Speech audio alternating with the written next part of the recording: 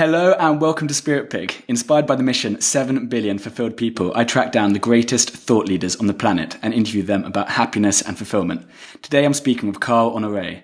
Carl is the author of the international bestseller In Praise of Slow, which dissects our speed-obsessed society and celebrates those who have gotten in touch with their inner tortoise, as well as the books Under Pressure and The Slow Fix.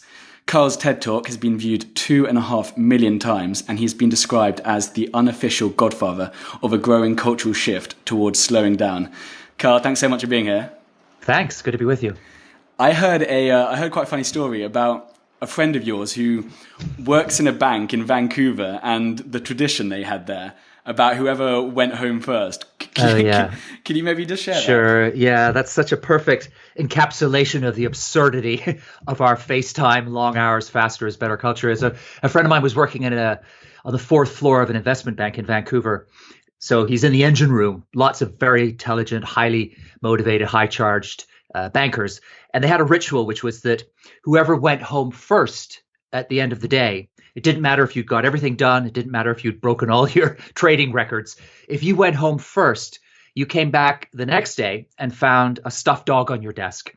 And the reason they did that was that in Canadian slang, dogging, which means something very different in British slang. I was going to say, I think you live in London. I'm originally from England, and so I think English dogging is something else. That can be a whole different interview. That's a different podcast. In Canadian slang, it's a much more innocent definition, and dogging just simply means being lazy, slacking.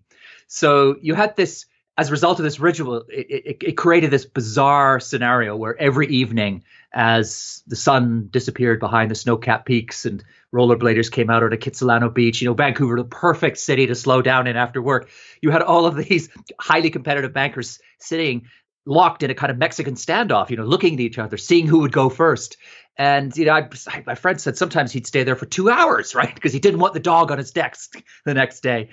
And, eventually this word of this ritual got up the food chain, and that's a whole other story. It was the tradition was brought to an end happily.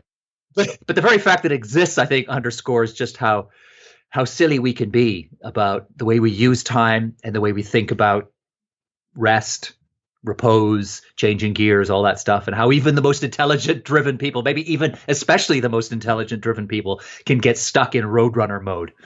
You mentioned rest there. Like, the idea that you can get more done by working less, it's an exciting idea, but how is that actually possible? Like because that a part of our brain is like, no, bullshit. But there's science backing this up now, isn't there? Well, there's plenty of science. And the part of our brain that says no bullshit is the part of our brain that's still thinking about work in terms of the Victorian industrial era. Largely, you turned up at a factory, you worked, the harder you work, the more widgets you got through down the line, and the more productive you were. That's not the way most of us work nowadays. Most of us thrive, and what we deliver to our employers or to ourselves if we're self-employed comes through much more woolly forms of work. So it's kind of making connections socially. It's creative thinking. It's stuff that's very hard to package up and accelerate. And so when you talk about the benefits of slowing down in the workplace and how you can get more done with less, what we're meaning is that there are times to shift gear into a slower, more relaxed, more unhurried state. And when you do that, the science shows very clearly that the brain moves into a richer, more nuanced, more creative mode of thought that psychologists call that slow thinking. And I think anyone who does any kind of creative work knows that you need moments of silence, moments where you're not distracted by your phone and several other tasks on your agenda. You just need to slow down. And I think that there's a canard, there's a kind of misleading idea in the workplace nowadays, which is that more is more. And I think more and more, if I'm not using that word too often in the same sentence, people are realizing that that's just folly, that actually by changing gears, by having moments of slowness, you come back to the faster moments, more productive, getting things done more quickly. And that brings me to what I always call the delicious paradox of slow, which is that by slowing down, not only do you get better results, quality before quantity, but often you get them faster. You have to slow down in order to speed up, is another way of thinking about it. A little while ago, The Economist magazine did a big survey looking at the speed and pressures in the modern workplace. And they came to the conclusion that some things are getting faster, principally information technology, but other things are not getting faster. And in fact, you need to keep a kind of slower beat going at the same time as the beat accelerates in other ways in the workplace. And the final paragraph of that survey from The Economist was a perfect, very economist, pithy like summation of the slow philosophy that I've been espousing for years now. And it said simply, forget frantic acceleration. Mastering the clock of business means choosing when to be fast and when to be slow, right? And there it is in very few words, in a nutshell. And that's The Economist magazine, right? It's not Buddhist Monthly. It's not Acupuncture Weekly, right? It's the in-house Bible of the go-getters, the entrepreneurs, the fast movers, right? The move quickly, move fast to break things crowd. That's the magazine they will turn to work out how to make sense of the world. And that magazine is saying the same thing that I'm saying, and anyone else who embraces this slow revolution is saying, which is that slow has a role to play in the 21st century, a big role. And then that's I guess one common misconception that you hear a lot is, people will jump on this idea of slow and be like, well, that's stupid. You can't just be slow the whole time. And you're not actually advocating just everyone doing every single act slow. It's about that balance. There's a place for the slow and there's a place for the speed. And it's understanding that sort of that balance. That's the key. It is, yeah. It's.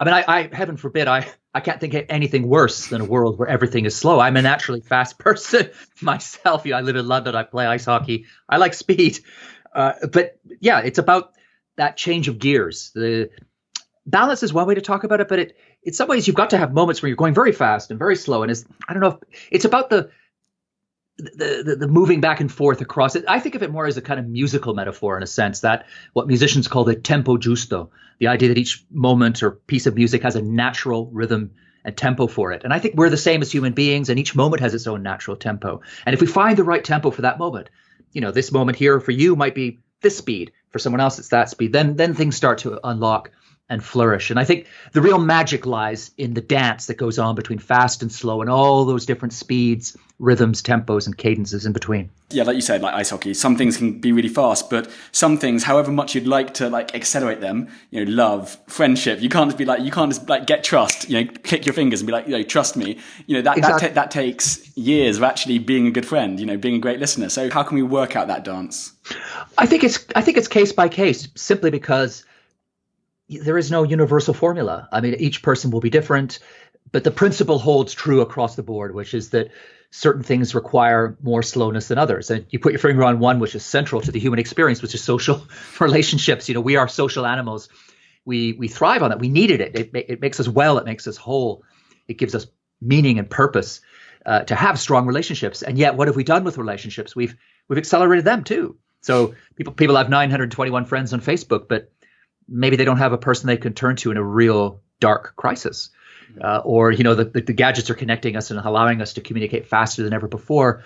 But look at how many misunderstandings there are and how lonely people feel, even in big, bustling cities or in the heart of large companies. So I think you've got to, coming back to this idea of what is the balance, I'm just going to resist saying there is a formula, because there clearly isn't. I think you just have to say, I'm going to move into each moment with a simple principle welded into my cerebral cortex, which is I'm going to try and approach this moment and try and do the thing I'm going to do as well as possible, not as fast as possible. And once you change that chip, that will open up the door to you finding what the right tempo is for you in each moment.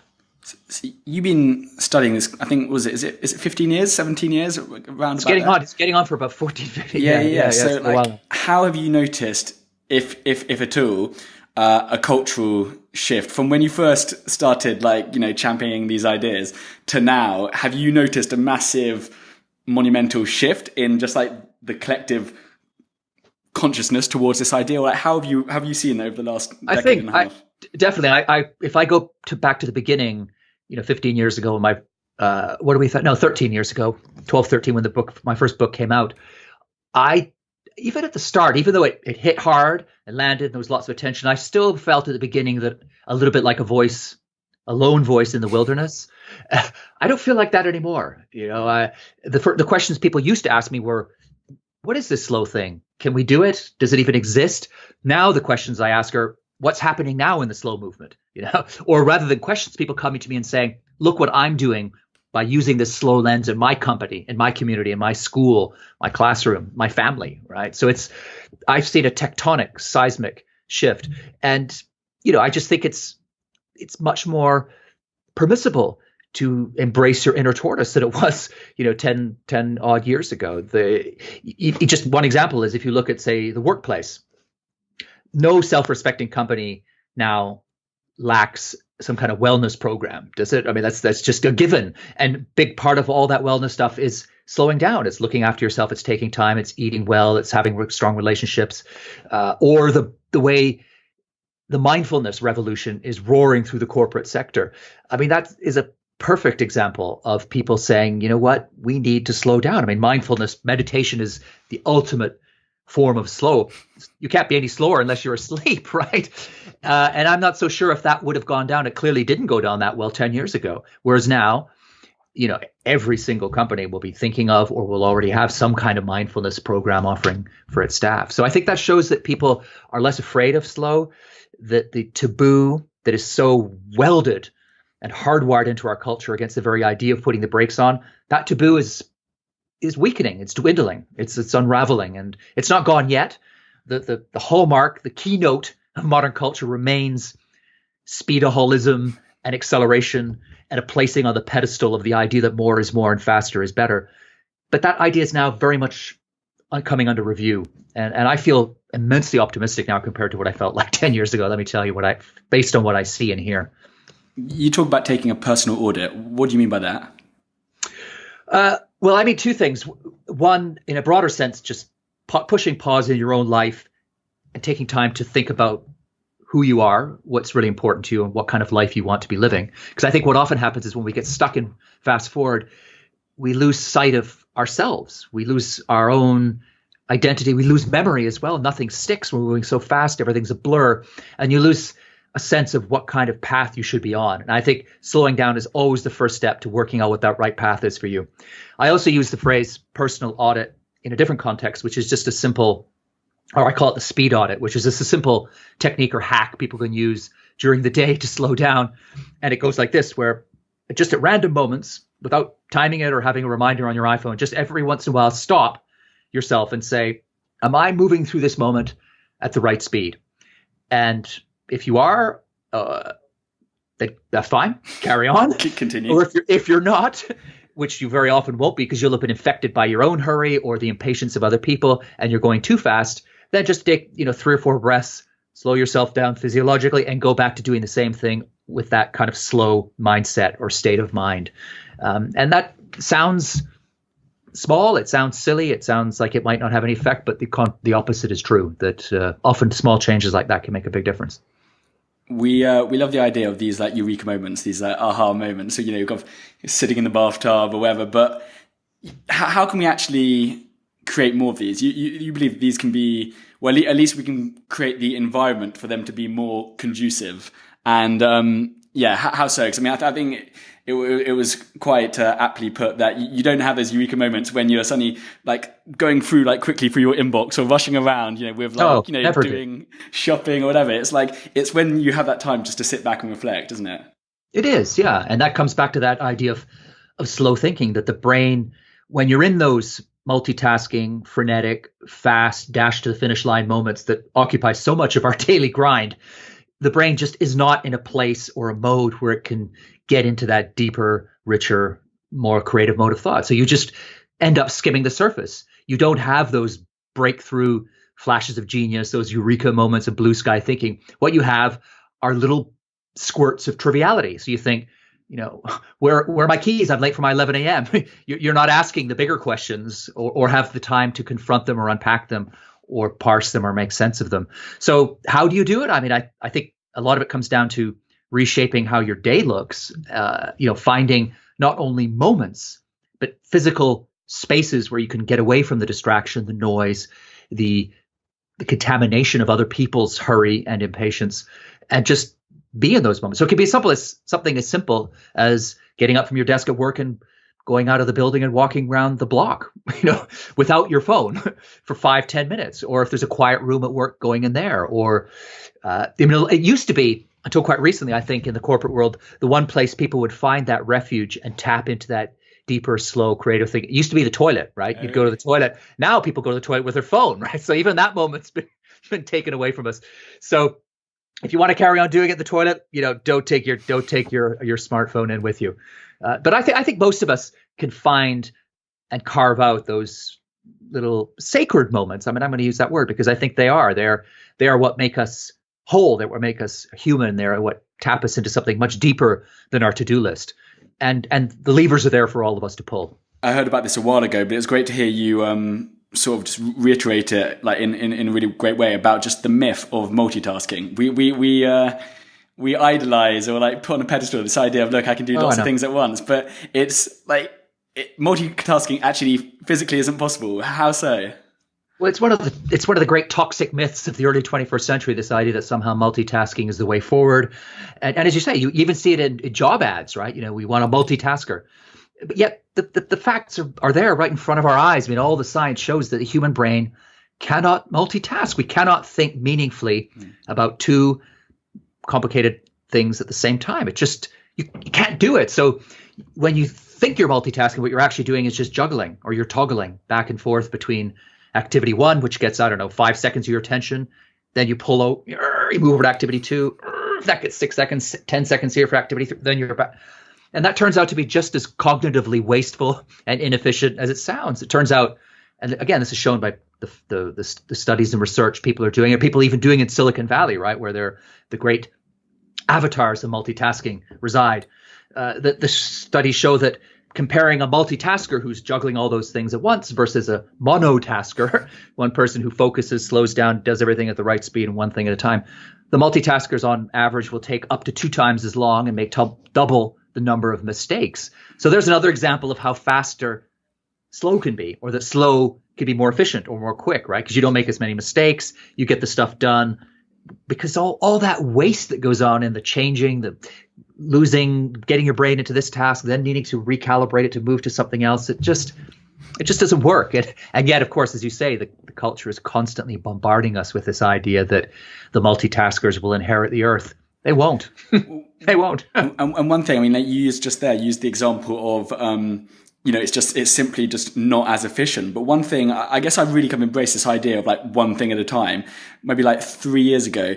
And apart from just being more efficient, it's so much like more fun because, so it's even down to the simplest things. Like, if I'm having a conversation with somebody, I want to be, I'm just 100% there. But even if I'm eating and watching a film, I'm only for like 50% watching the film, 50% enjoying the meal. And so it's like, right, no TV, like literally it's all about the food. And then the food finishes, then it's all about the film. And the film finishes, it's all about the conversation. Mm-hmm. And so just each of those experiences are so much like richer, more enjoyable, more memorable, rather than kind of just like, I'm half watching, Netflix, half enjoying this meal, half having conversation. I'm not really giving really respect to any of those things. And so then none of them are memorable because they're kind of getting a bit of your attention. The second you go just to one thing at a time, it becomes so fun. And so I loved hearing you talk about that. I think that's so true. You put your finger on something. So we haven't really touched on it. We've talked a lot about productivity and creativity, but there's another leg to that table, which is joy, right? And pleasure,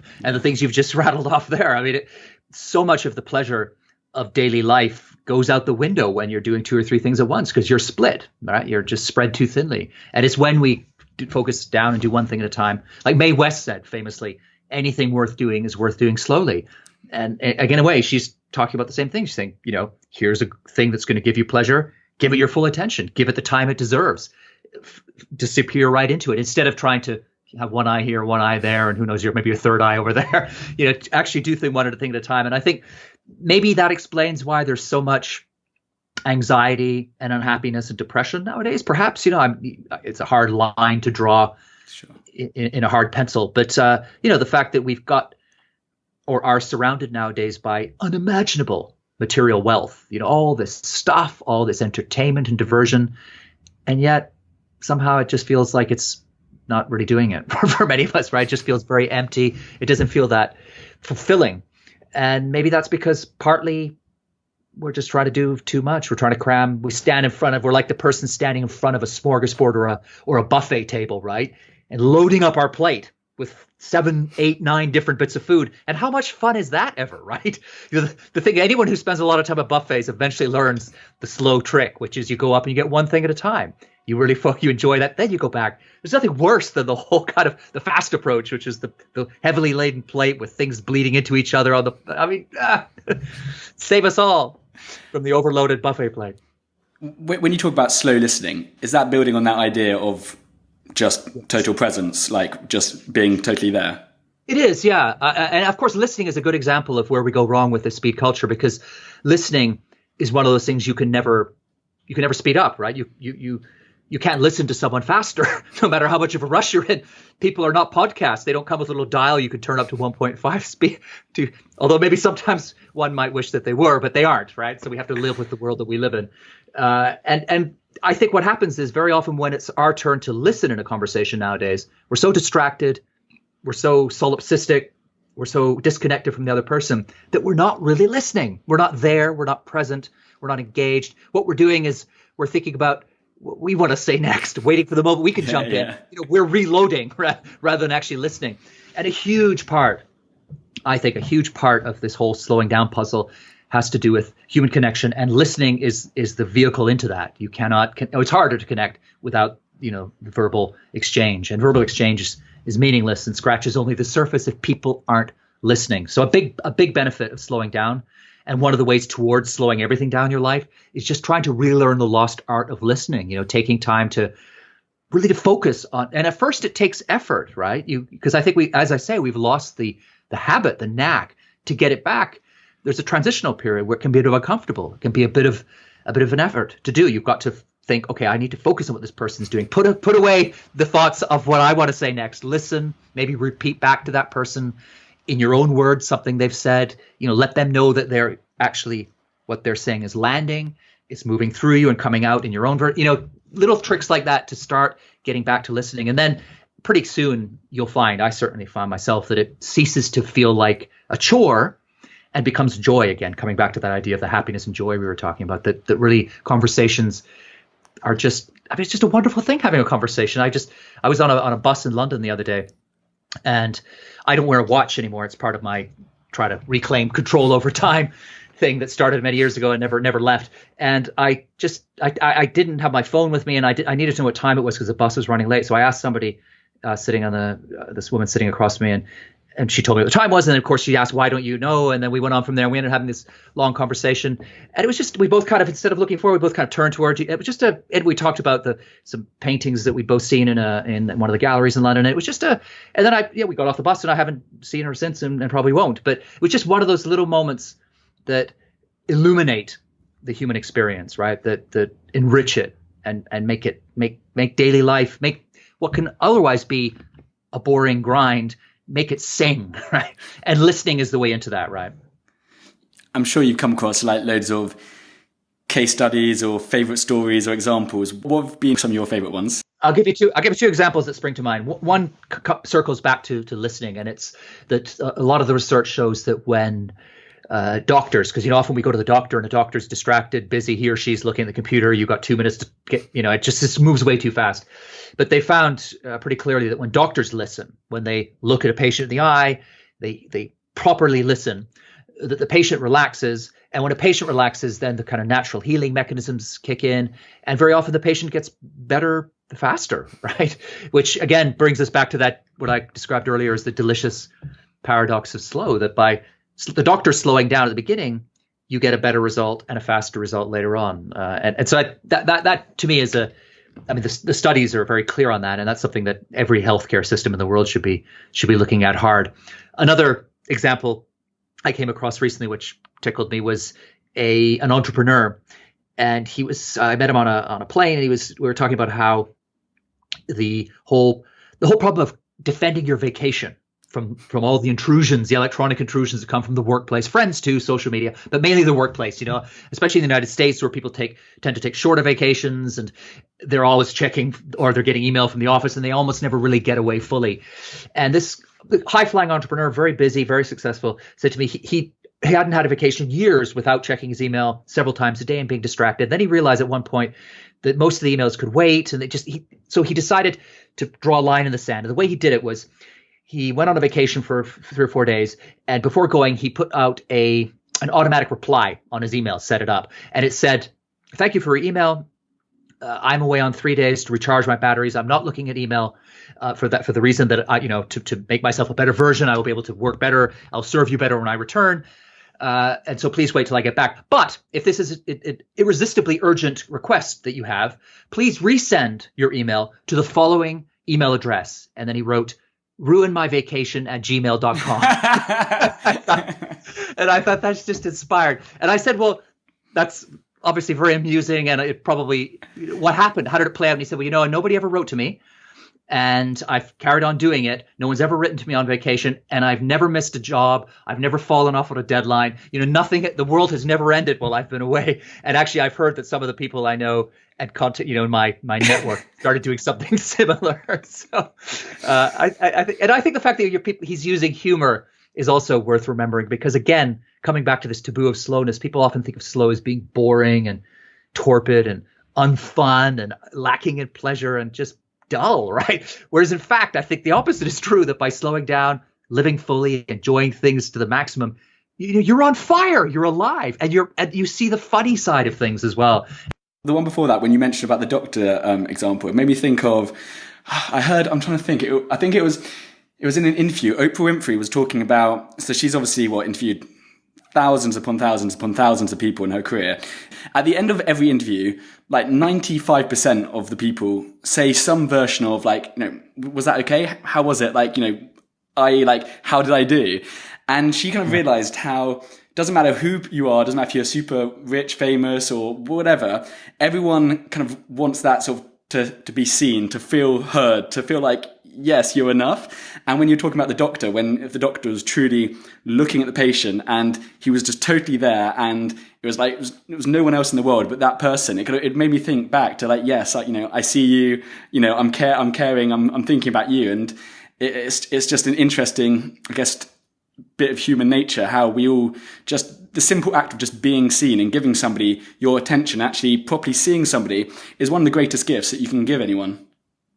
It is. And when I hear you say that, it reminds me of how the greatest politicians always have that gift, don't they? You think of Bill Clinton. The thing people always said about him was that no matter who you were, if he was talking to you, you felt like you were the only person in the world. Obviously, some politicians can exploit that, and it can be a bit smarmy and so on. That need, that basic human need and hunger to be heard, to be understood, to be felt, to be listened to. What does a fulfilled life mean to you? To me, I think to me, it's always meant the same thing. And it means a life of service to others, to be doing something that is about more than your own personal aggrandizement. And I'm doing a lot of that through my writing and speaking now, but I was a journalist before, and I kind of look back now and think that I went into journalism really very idealistically to save the world, but to writing about injustice so something would change and so on. So it's definitely been a part of my life, and I think it's why my life feels fulfilled. I think that's really what, in a way, human beings we all aspire to. In fact, I'm writing something about this at the moment, so it's very much in my present and my thinking. That the research shows very clearly that helping other people, giving of yourself to other people, has a physiological payoff. It strengthens our immune system, it enhances our feelings of well-being. It's the core of human happiness, and what do you call it? Contentment or happiness or fulfillment. A key part of it has to be living a life that is about more than climbing your own personal career ladder or padding your own personal pension pot. It's got to be about something bigger, something with meaning and purpose. Last but not least, how can people find out more about you and your work? Where can we send them? carlhonoré.com. There's lots of video, audio, lots of writing about slow in different forms. And maybe most important of all, there's a links page, which has links from slow, everything you can think of, from sex to education to design to travel, you name it, education, it's in there. So if you're looking for a way into the slow movement and a way to find other people, even in your own area, then my links page is a good place to start. Carl, thank you so much. I totally embrace this idea anyway, and I've noticed a real amazing personal benefits ever since I've kind of really embraced it, maybe more and more in the last 2 or 3 years. But I'm going to continue and hopefully some more people just take a minute to slow down, because I haven't come across anything but positive benefits from doing so. So thank you for sharing it with our audience. I really appreciate it.